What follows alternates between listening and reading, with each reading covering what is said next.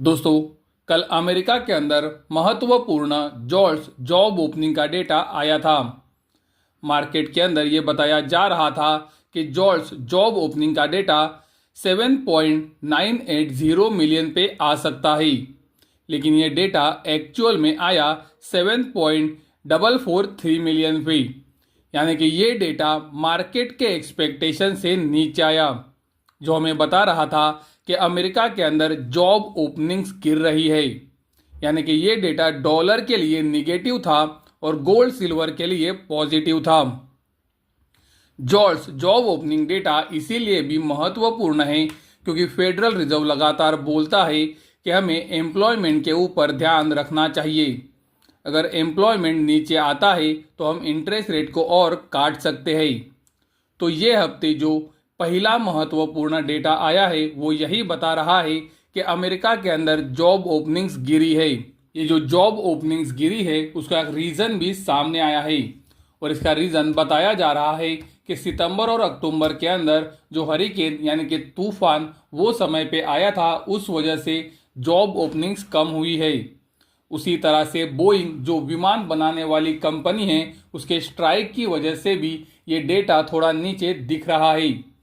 तो दोस्तों, ये रीज़न बताए जा रहे हैं कि ये डेटा कम क्यों आया है, लेकिन महत्वपूर्ण बात यही है कि ये डेटा एक्सपेक्टेशन से नीचे है, जो डॉलर के लिए निगेटिव है और गोल्ड सिल्वर के लिए पॉजिटिव है।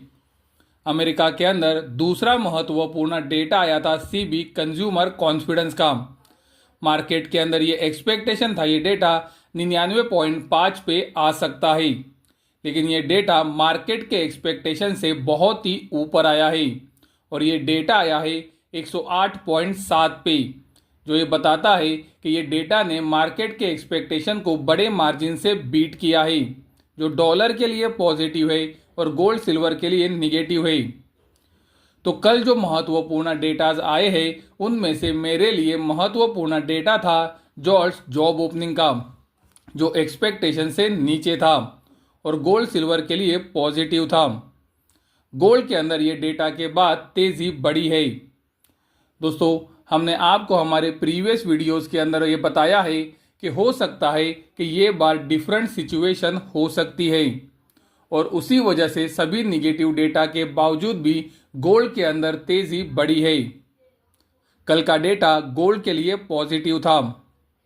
हमने आपको बताने के बाद से गोल्ड के अंदर एक गिरावट आई थी, लेकिन हमने जब फिर से एक बार निगेटिव डाइवर्जेंस के बारे में आपको 12 अक्टूबर 2024 को बताया, तब से लेकर अब तक हमारा नज़रिया गलत गया है और वहाँ से गोल्ड के अंदर तेज़ी बढ़ी है। लेकिन दोस्तों, मेरा कोई भी इन लेवल्स के ऊपर अभी भी इन्वेस्टमेंट का सलाह आपको नहीं है।